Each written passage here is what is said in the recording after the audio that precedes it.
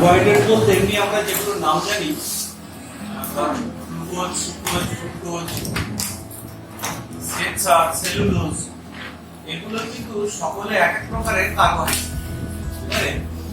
Carbohydrate বলতে কি বুঝি তার কিন্তু আধুনিক সংজ্ঞা আছে। আধুনিক সংজ্ঞাটা হলো, রাসায়নিক সংজ্ঞাও বলতে পারি, সেটা হচ্ছে পলিহাইড্রক্সি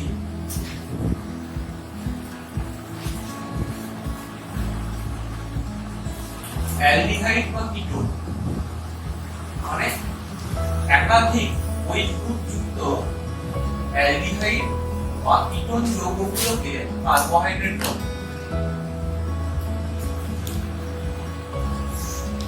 এদের একটা সাধারণ সংকেত লেখা যায়, যেমন CHH2O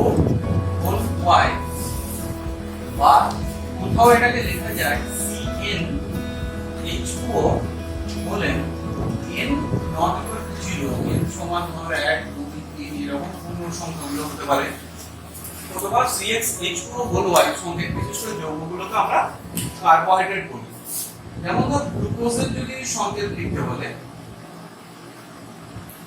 সেখানে তো আমরা লিখি C6H12O6, তার মানে এটাকে লেখা যায় C6H2O6। আবার যদি সুক্রোজ বলে তাহলে C12H22O11, এটাকে লিখতে পারি ধর C12H2O11, তার মানে এটা CxH2O হল y টাইপের হলো। সর্বদা যে CnH2O বলে না হবে তাও নয়। আবার কিছু কার্বোহাইড্রেট পাবি যেগুলোতে CnH2O বলেনটা বা এই সংকেতের সাথে মিলবে না, যেমন ডিঅক্সিরাইবোজ। 2-ডিঅক্সিরাইবোজ পড়ি আমরা, তো 2-ডিঅক্সিরাইবোজের সংকেত কিন্তু এর সাথে মিলে যাবে। আবার এই সংকেতের হলেই যেটাকে কার্বোহাইড্রেট বলবো তেমনও নয়। বেশ কিছু কম্পাউন্ড আমরা পাবো যেগুলো ওই সংকেতের কিন্তু কার্বোহাইড্রেট নয়, যেমন HCHO ফর্মালডিহাইড। ফর্মালডিহাইডকে লিখতে পারি CH2O।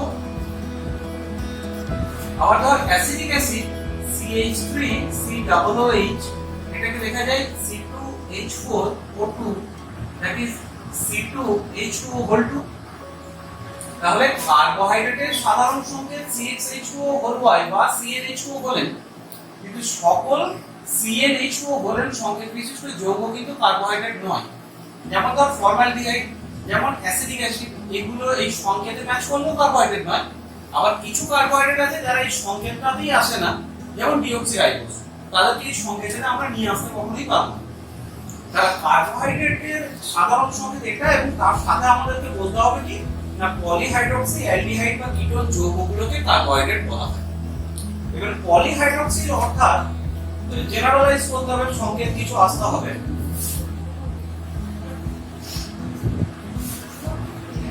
তাহলে পলিহাইড্রক্সি একাধিক OH গ্রুপ আছে, আর অ্যালডিহাইড আর কিটোন গ্রুপ আছে।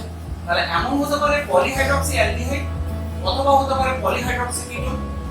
যাদের মধ্যে অ্যালডিহাইড গ্রুপ থাকে CHO গ্রুপ, তাদেরকে বলা হয় অ্যালডোজ, ALDOSE, অ্যালডোজ। আর যাদের মধ্যে কিটোন গ্রুপ থাকে, মিনিমাম 2 নম্বর কার্বনে থাকে, এটা যেমন 1 নম্বর কার্বনে হবে অ্যালডিহাইড, মানে কিটোজ গুলো কিন্তু 2 নম্বর কার্বন। কিটোন যদি থাকে তাকে আমরা বলবো কিটোজ। OSE কার্বোহাইড্রেটের নামকরণের শেষে কিন্তু OSE থাকে, আর ASE থাকলে সেটা হচ্ছে এনজাইম। তাহলে OSE সংকেত থাকবে, এটা দিয়ে চিনতে পারবো যৌগটা কার্বোহাইড্রেট কিনা। যদি CHO গ্রুপ থাকে তাকে আমরা বলবো অ্যালডোজ, আর যদি কিটোন গ্রুপ থাকে তাকে কিটোজ বলবো। এবারে পলিহাইড্রক্সি অ্যালডোজ গুলো, এদের ফার্স্ট মেম্বার হচ্ছে গ্লিসারলডিহাইড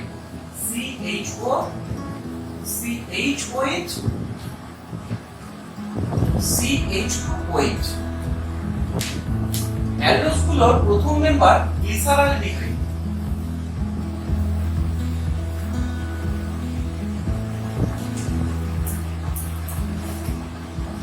আর কিটোজ গুলোর ডাইহাইড্রক্সি অ্যাসিটোন।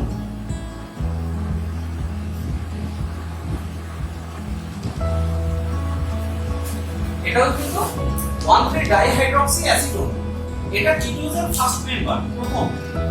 এটা অপটিক্যালি ইনঅ্যাক্টিভ, এটা কিন্তু অপটিক্যালি অ্যাক্টিভ। অপটিক্যালি অ্যাক্টিভ বলতে এখানে একটাই মাত্র কাইরাল কার্বন আছে। মনে রাখবে অ্যালডোজ গুলো যাদের মধ্যে n সংখ্যক কাইরাল কার্বন আছে, কাইরাল কার্বনের সংখ্যা যদি n হয় তাহলে অপটিক্যাল আইসোমারের সংখ্যা হবে 2n। যদি অ্যালডোজ গুলোর মধ্যে n সংখ্যক কাইরাল কার্বন থাকে, অ্যাসিমেট্রিক কার্বন একটা থাকে, তাহলে অপটিক্যাল অ্যাক্টিভ আইসোমারের সংখ্যাটা হবে 2n। তাহলে এখানে আমাদের কি আছে, n মানে একটা, তাহলে দুটো এর অপটিক্যাল অ্যাক্টিভ আইসোমারের সংখ্যা হচ্ছে দুটো। গ্লিসারলডিহাইডের অপটিক্যাল অ্যাক্টিভ আইসোমার হচ্ছে দুটো, এর অপটিক্যালি অ্যাক্টিভ কোনো কার্বন না, মানে কাইরাল কার্বন না। প্রোকাইরাল আছে, এখান থেকে কাইরাল কার্বন জেনারেট করা যায়, কিন্তু এটা কিন্তু কাইরালিটি নাই এর মধ্যে, তাহলে এর কোনো অপটিক্যাল অ্যাক্টিভ আইসোমার হবে না। এর পরের মেম্বারগুলোর হবে, কিন্তু এটার ক্ষেত্রে অপটিক্যাল অ্যাক্টিভ আইসোমার আমরা পাবো না। এনানসিওমার, এরা মিরর ইমেজ কিন্তু সুপার ইম্পসিবল নয়, non super impossible mirror image, তাই এদেরকে আমরা বলবো এনানসিওমার। আরেকটা ঘটনা এখানে উল্লেখ করতে হবে, ক্যাপিটাল ডি ক্যাপিটাল এল, এটার সঙ্গে কিন্তু ছোট হাতের ডি এল এর কোনো সম্পর্ক নাই। যারা ডান দিকে ঘোরাতে পারে তাদেরকে ডেক্সট্রো বলে, প্লাস বাই ছোট হাতের ডি ডেক্সট্রো রোটেটরি। আর যারা আলোটাকে বাঁ দিকে ঘোরায় সমতল শোষণমুখী আলোকে, তাদেরকে লিভো রোটেটরি এল বলে। এদের ক্যাপিটাল ডি এল টার সঙ্গে আপেক্ষিক আবর্তনের কোনো সম্পর্ক নাই। কি করে ক্যাপিটাল ডি আর ক্যাপিটাল এল চিহ্নিত করা যায়? মনে রেখো, নিচের দিক থেকে প্রথম কাইরাল কার্বনটার ওইচটা যদি ডান দিকে থাকে তাকে বলবো আমরা ডি, আর নিচের দিক থেকে প্রথম কাইরাল কার্বনের ওইচটা যদি বাম দিকে থাকে তাকে বলবো এল। এবারে খাতাতে এইভাবেই লিখে রেখে দেবে এটাকে, এই কার্বোহাইড্রেট গুলির ক্ষেত্রে ফিশার প্রজেকশনে নিচের দিক থেকে প্রথম কাইরাল কার্বনটাই ওই গ্রুপটা যদি ডান দিকে থাকে তাকে ডি বলবো, আর ওই গ্রুপটা যদি বাম দিকে থাকে তাকে এল। তাহলে এটা ডি গ্লিসারলডিহাইড,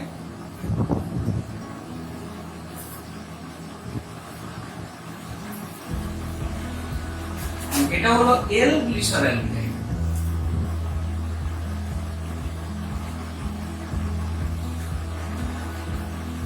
আমরা যতগুলো ডি কার্বোহাইড্রেট পড়বো সবগুলো কিন্তু এই ডি গ্লিসারলডিহাইড থেকে উৎপত্তি হয়েছে। এই উৎপত্তির একটা সিকোয়েন্স পড়বো অ্যালডোজ হেক্সোজ পর্যন্ত, সেটা আমি শিখিয়ে দেবো কিভাবে আসে পরপর।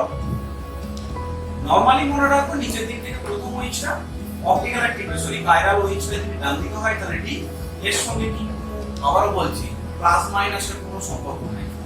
এর ক্যাপিটাল ডি হলেই প্লাস হবে আর এল হলে মাইনাস হবে, তেমন কিন্তু নয়। CHOH বলেন CH2OH, তাহলে nটা মিনিমাম যদি 1 হয় তাহলে মোট কার্বন আছে কটা? 3টে। তাহলে অ্যালডোজে কার্বন সংখ্যা যদি মিনিমাম 3 হতে হচ্ছে, তাহলে এটাকে বলবো অ্যালডোট্রায়োজ। যদি 4টে হয় তাহলে অ্যালডোটেট্রোজ, 5টা হলে অ্যালডোপেন্টোজ, 6টা হলে অ্যালডোহেক্সোজ। এবার ধর কিটোজ গুলোর ক্ষেত্রে একই রকম, 3টে কার্বন হলে কিটোট্রায়োজ, কিটোটেট্রোজ, কিটোপেন্টোজ, কিটোহেক্সোজ। যদি এটা কিটোজ হয়, অ্যালডোজ গুলোর ক্ষেত্রে 3টে থেকে স্টার্ট হবে কার্বনটা, না হলে তো পলিহাইড্রক্সি, মানে একের বেশি ওইচ হবে না। একের বেশি ওইচ হতে গেলে এনটা মিনিমাম 1 হতে হবে। তাহলে এনটা কি হতে পারে? এন সংখ্যক 1 2 3 4। যদি 1 হয় তাহলে মোট কার্বন 3টে হবে। এনটা 2 হলে 4টে কার্বন হবে, 3 হলে 5টা, 4 হলে 6টা পর্যন্ত হলো। এবার ধর 7 যদি অ্যালডোহেক্সোজ, আমাদের সিলেবাসে অ্যালডোহেক্সোজ পর্যন্ত আছে। নরমাল মনোস্যাকারাইড গুলোকে আমাদের অ্যালডোহেক্সোজ পর্যন্ত পড়তে হবে, গ্লুকোজ বা গ্লুকোজের অপটিক্যাল আইসোমার গুলোকে নিয়ে। আমরা কার্বোহাইড্রেট গুলোর মধ্যে সুগার কাদেরকে বলবো? সবাইকে কিন্তু সুগার বলা যায় না। সুগার সেগুলোকেই বলবো জলে দ্রাব্য কার্বোহাইড্রেট এবং যেটা কেলাসাকার হয়, জলে দ্রাব্য এবং কেলাসিত হয়, তাদেরকে কিন্তু আমরা সুগার বলবো। সবগুলোকে কিন্তু সুগার বলা যায় না, সুগার সেগুলোকেই বলা যাবে যেগুলো জলে দ্রাব্য আর কেলাসিত হয়। এবার স্বাদে কম মিষ্টি বেশি মিষ্টি সেটা পরের কথা।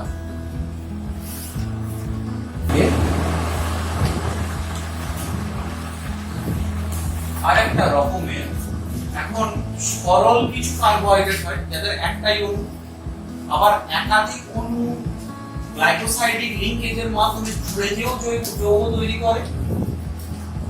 এবারে একটা কার্বোহাইড্রেট মাত্র বিশ্লেষিত হয়ে আর অণু কার্বোহাইড্রেট উৎপন্ন করছে, সেই অনুযায়ী কার্বোহাইড্রেট কিন্তু একটা ভাগ করা যায়। একটাকে বলে মনোস্যাকারাইড,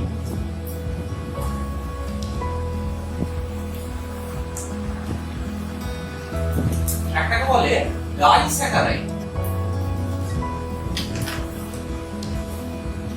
মনোস্যাকারাইড মানে যে সকল কার্বোহাইড্রেটের একটি মাত্র অণু দ্বারা তৈরি, যাদেরকে আন্তঃবিশ্লেষিত হলে আর কোনো অণু পাওয়া যায় না বা আন্তঃবিশ্লেষণে নতুন করে কিছু তৈরি হবে না, সেগুলোকে আমরা বলবো মনোস্যাকারাইড। এদের সহজ এক্সাম্পলটাই হচ্ছে glucose, fructose, glucose, fructose, galactose, idose, talose, এগুলো কিন্তু সবাই হলো মনোস্যাকারাইড। ডাইস্যাকারাইড যে সকল কার্বোহাইড্রেটের একটাই অণু আন্তঃবিশ্লেষিত আরো দুটো সরল কার্বোহাইড্রেট তৈরি করে, তাদেরকে বলে ডাইস্যাকারাইড। মল্টোজ,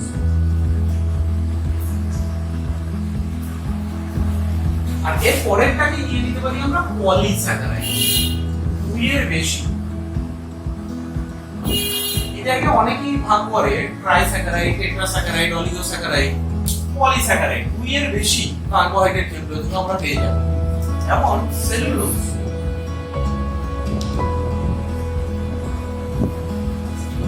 সেলসার ইত্যাদি, এগুলোকে আমরা বলবো পলিস্যাকারাইড। এদের একটা অণু আন্তঃবিশ্লেষিত হলে একাধিক সরল কার্বোহাইড্রেট পাওয়া যায়। এর বেশি সরল কার্বোহাইড্রেট যারা তৈরি করে তাদেরকে আমরা পলিস্যাকারাইড বলবো। দুটো হলে ডাইস্যাকারাইড আর একটা হলো মনোস্যাকারাইড। সহজ করার জন্য মক ডাম কষে যদি মনে রাখতে চাই, মনোস্যাকারাইড গ্লুকোজ, ডাইস্যাকারাইড মল্টোজ আর পলিস্যাকারাইড সেলুলোজ। সবগুলো কিন্তু ডি কনফরমেশনটাকে করব, ডি কনফিগারেশনটা। তাহলে ট্রায়োস থেকে হেক্সোস পর্যন্ত উৎপত্তিটা কেমন করে হয় তার একটা শর্টকাট নিয়ম আমি শিখিয়ে দিচ্ছি এখন। প্রথম কথা, ডি করতে গেলে গ্লিসারলডিহাইড থেকে আমাদেরকে স্টার্ট করতে হবে।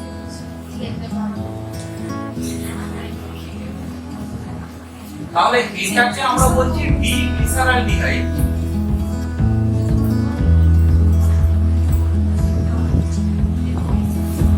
এটা অ্যালডোট্রায়োজ, অ্যালডোট্রায়োজ এবং ডি ফরম্যাটটা নিচে এটা নিই। এটা যেহেতু আমার পড়াশোনার দরকার লাগছে না, তাহলে আমরা ডিটাকে নিয়ে দেখি। এটা অ্যালডোট্রায়োজ। এবারে যখন টেট্রোজ হবে, একটা কার্বন বাড়বে, কার্বন একটা বাড়বে না, আসলে CH একটা বাড়বে। দেখো, যেহেতু সকলে ডি, তারপরে সকলের নিচের কনফিগারেশনটা একই। আমি একটা রূপান্তরের সহজ উপায় শিখিয়ে দিচ্ছি, প্রত্যেকে মনে রাখবে। এটা থেকে যখন আমি একটা কার্বন বাড়াবো, একটা CH বাড়াবো, তার উইচটা একবার ডান দিকে হতে পারে, উইচটা বাঁ দিকে হতে পারে, তাই তো? তাহলে একটা থেকে দুটো হবে, ওই দুটো থেকে দুই দুই চারটে হবে। কি করব? একটাই নিয়ম শেখায়, পরের গুলোতে অটোমেটিক পারবে। আমি এই কনফিগারেশনটাকে লিখলাম, নিচের দিকটাকে আগে কনফার্ম করে নেবো যে আমার নিচের দিকটা যা ছিল একই আছে। বলো, এবারে যে CH-টাকে বাড়াবো সেটা সবসময় উপরের CH এর নিচে যুক্ত হবে, এদের কোথাও মধ্যখানে নয়। উপরে CH-টা ঠিক নিচটাতে, তাহলে প্রথমটা আসবে ডান দিকে। অবভিয়াসলি আরেকটা যেটা তৈরি হবে সেটা কিন্তু ডায়াস্টেরিওমার হবে, এর কিন্তু এনানসিওমার নয়। আর এটাও যা হয়েছে ডি, এটা ডি, তাহলে এর এনানসিওমারটা এল হবে। কিন্তু এখান থেকে যে দুটো সৃষ্টি হবে, উপরের উইচটা ডান দিকে, আরেকটা থেকে উপরের রেজিস্টার মাঝে নিচের রেজিস্টার চেঞ্জ করবো না, নিচের রেজিস্টার চেঞ্জ করলে কিন্তু বিটা এল হয়ে যাবে।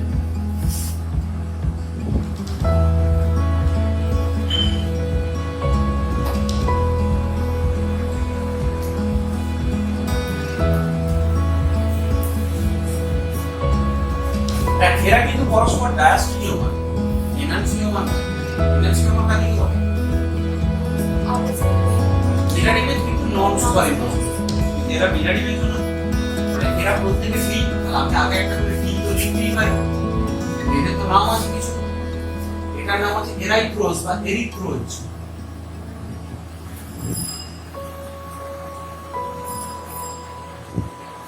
এরিথ্রোজ আর এটার নাম হলো থ্রিওজ। এটা হলো এরিথ্রোজ আর ওটা হলো থ্রিওজ। D এরিথ্রোজ, D থ্রিওজ। মানে এগুলো হচ্ছে অ্যালিনোপেন্টোজ।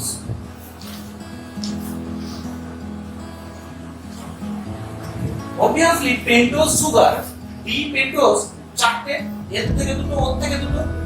নিয়মের মধ্যে কি সিগন্যালটা হলে CHO টা থাকবে, নিচে CHOH-টাও থাকবে। ভালো করে দেখ, এই দুটো হুবহু এক রাখো। এই একটা OH দিলাম, এখানে একটা দিয়ে দিলাম, এরপরে প্রথম OH-টা ডান দিকে। তাহলে আরেকটা যেটা এর থেকে হবে, নিচের থেকে একই হবে, তো এই OH-টা বাদ দিতে হবে। নাম্বার কার্বনের OH-টাকে আমরা বাদ দিই।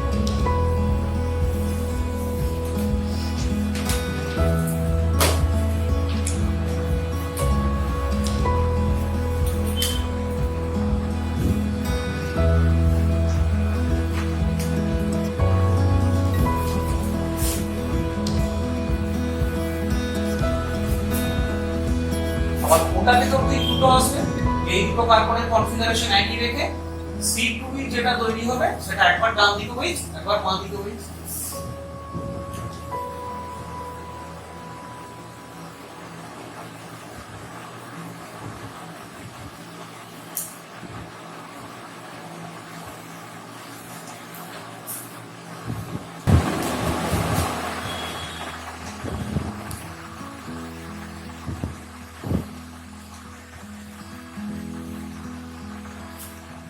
এইগুলো যে চারটে মেম্বার লিখলাম, এগুলো কিন্তু অ্যালিনোপেন্টোজ আর ডি কনফর্মেশন প্রত্যেকে।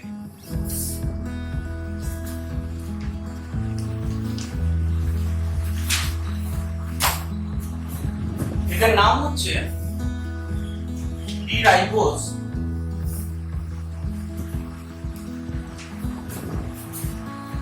ডি অ্যারাবিনোজ,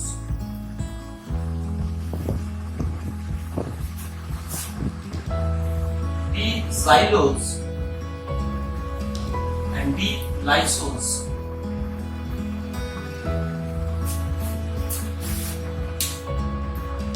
এটা থেকে দুটো করে হবে একই নিয়মে। যখন এটা থেকে দুটো বানাবো, এই নিচের দিক থেকে 1 2 3 4 একই রাখবো, তো এখানে একবার ডান দিকে একবার বাম দিকে, আর এটার ক্ষেত্রে একই ফরম্যাটটাতে যাবো।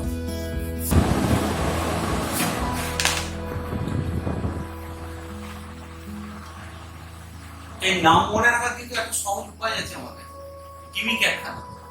আজে বাজে কবিতা গান আমরা পড়ি, সেরকম একটা উপায় আছে এখানে। দেখ, এটা হলো go Ernest Thomas ring the Arabian xylophone loudly. Ernest থমাসকে বলতে যাও আর অ্যারাবিয়ান জাইলোফোনটা জোরে জোরে বাজাও। That is go glyceraldehyde, Ernest erythrose, Thomas threose, ring ribose, Arabian arabinose, xylophone xylose and loudly lysose. All aloes, alprisks, alprose, gladly glucose, make mannose, hum glucose, in ketose, gallon galactose, tank aloes. একটা digit লিখছি, খেয়াল করুন। 0 0 1 0 1 2 1 2 0 1 2 1 2 3 1 3 2 3 1 2 3। হ্যাঁ, এটা কি অঙ্ক? বেশ, যে যে নাম্বারটা দেওয়া আছে সেই উইচটা বাঁদিকে, যার জিরো তার কোনো উইচই বাঁদিকে নেই। ফার্স্ট মেম্বার গুলো প্রত্যেক সিরিজের দেখ জিরো, কারো কোনো উইচ বাঁদিকে নেই, কারণ সবাই তো এক ঘাত থেকে বেরিয়ে চলে এসেছে, কারো উইচটা বাঁদিকে নেই। যার ওয়ান তার এক নম্বর উইচটা বাঁদিকে, এক নম্বর কার্বন নয় কিন্তু এক নম্বর উইচটা বাঁদিকে। যার টু তার দু নম্বর উইচটা বাঁদিকে, যার থ্রি তিন নম্বরটা। এইরকম অঙ্কটা এরকম হবে, জিরো তারপরে ডিজিট থাকলে 1, তারপরে বলে 2, তারপরে কেউ মেম্বার থাকলে 1 2, তারপরে মেম্বার থাকলে সেটা 3, তারপরে 1 3, তারপরে একটা 2 3, তারপরে একটা 1 2 3। সিওমার পড়েছি, এটা হচ্ছে এপিমার। এনানসিওমার কি ছিল? সবথেকে সহজ एग्जांपल ছিল আমাদের দুটো হাতের পাতা, একে অপরের মিরর ইমেজ কিন্তু নন সুপারইম্পোজেবল। এপিমার জিনিসটা কি রকম? সরল কার্বোহাইড্রেট যাদের একটা কার্বনের কনফিগারেশনটা আলাদা, তিন বা তিনের বেশি কার্বন যুক্ত কার্বোহাইড্রেট যাদের একটি মাত্র কার্বনের কনফিগারেশনটা আলাদা, তাদেরকে পরস্পরের এপিমার বলে। তাহলে গ্লুকোজের এপিমার কারা? গ্লুকোজের যদি স্ট্রাকচার দেখি তাহলে হচ্ছে CHO, এবং এটা খেয়াল করে গ্লুকোজের তলায় আমি 2 লিখেছিলাম, তারপরে 2 নাম্বার উইচটা গ্লুকোজের বাম দিকে হবে। তাহলে এটা হলো আমাদের ডি গ্লুকোজ। এবারে যদি আমরা ম্যানোজের স্ট্রাকচার দেখি,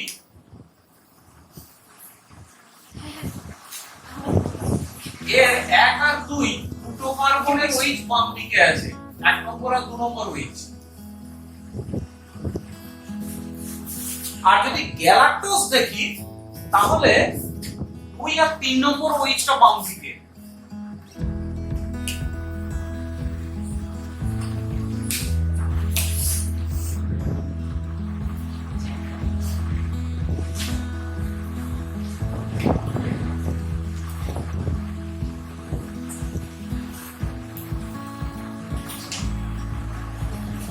তাহলে এপিমার হিসেবে কি কি চিহ্নিত করতে পারবো? ডি গ্লুকোজের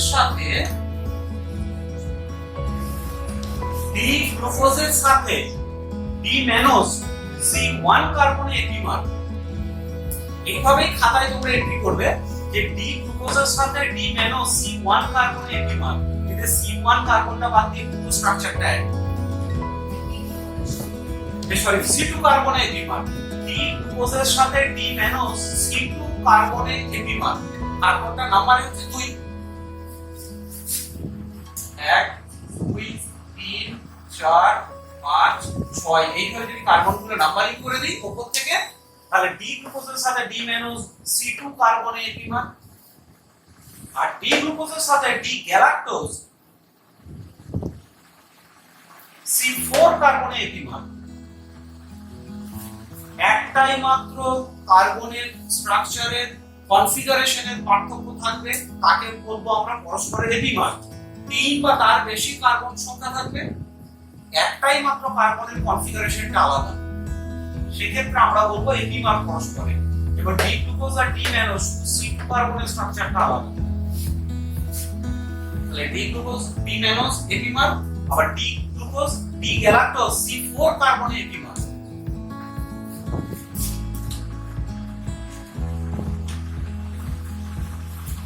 ডি গ্লুকোজ আর ডি ম্যানোজ C2 কার্বনে C2 তে এপিমার, C2 কার্বনের জন্য এপিমার হয়েছে। আর ডি গ্লুকোজ এবং ডি গ্যালাক্টোজ C4 এর জন্য এপিমার। C4 কার্বনের কনফিগারেশনটা ডি গ্লুকোজ আর ডি গ্যালাক্টোজের কেবলমাত্র আলাদা, মানে D glucose D galactose epimer লিখতে পারবো আমরা, C4 কার্বনের কনফিগারেশন আলাদা, আর D glucose D mannose C2 configuration আলাদা। তাহলে এরা দুজনে এপিমার, আবার এরা দুজনে